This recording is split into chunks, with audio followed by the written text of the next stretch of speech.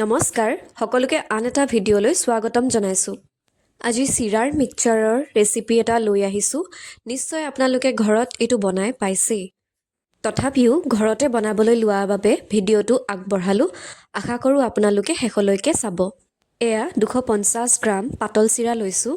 তাৰ পাছত 100 গ্ৰাম বাদাম আৰু 60 গ্ৰাম মান বিকাজী ভুজিয়া, কেইখিলামান নৰসিংহ পাত লৈছোঁ। কেৰাহীখন লৈ তেলখিনি গৰম হ'বলৈ দিলোঁ। তাৰ পাছত ষ্টীলৰ ডাঙৰ চাকনিখনত অলপ অলপকৈ চিৰাখিনি ভাজি লৈছোঁ। চিৰাৰ পৰিমাণটো অলপ বেছি হোৱাৰ বাবে চামুচ এখনেৰে ভালকৈ লৰাই দিছোঁ, যাতে গোটেই চিৰাখিনি ভালদৰে ভাজি ল'ব পৰা যায়। গেছৰ ফ্লেম ল' টু মিডিয়ামত ৰখা হৈছে। চিৰাখিনি বেছি দেৰিলৈ ভাজি থকা নাই। তেলত ফুলি উঠাৰ লগে লগে মই প্লেট এখনত উলিয়াই লৈছোঁ।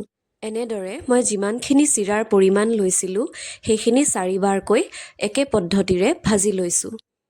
ইয়াৰে লাষ্টৰ দুবাৰত ভজা চিৰাৰ পৰিমাণ কম হোৱাৰ বাবে ভালকৈ ফুলি উঠিছে।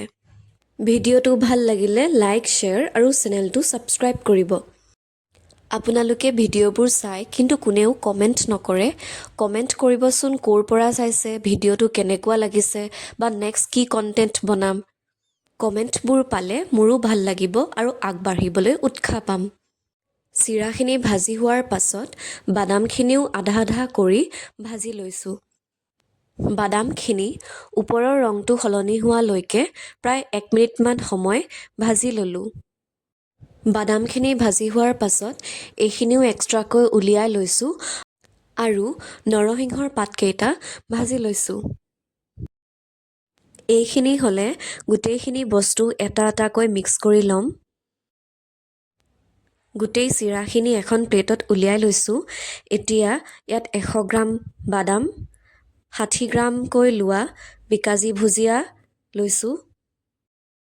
ভাজি লোৱা নৰসিংহৰ পাত দিছোঁ। 1 চামুচ চাট মছলা, আধা চামুচ নিমখ দিছোঁ আৰু গোটেইখিনি ভালকৈ মিক্স কৰি ল'ম।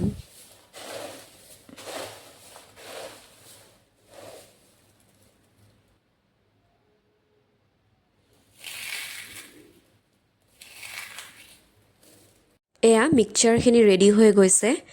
এইখিনি এতিয়া এয়াৰটাইট কণ্টেইনাৰ এটাত ভৰাই লৈছোঁ। মিক্সচাৰখিনি এমাহলৈকে ভালদৰে ষ্ট'ৰ কৰি ৰাখিব পাৰিব। ভিডিঅ'টো ভাল লাগিলে লাইক, শ্বেয়াৰ আৰু চেনেলটো ছাবস্ক্ৰাইব কৰিব।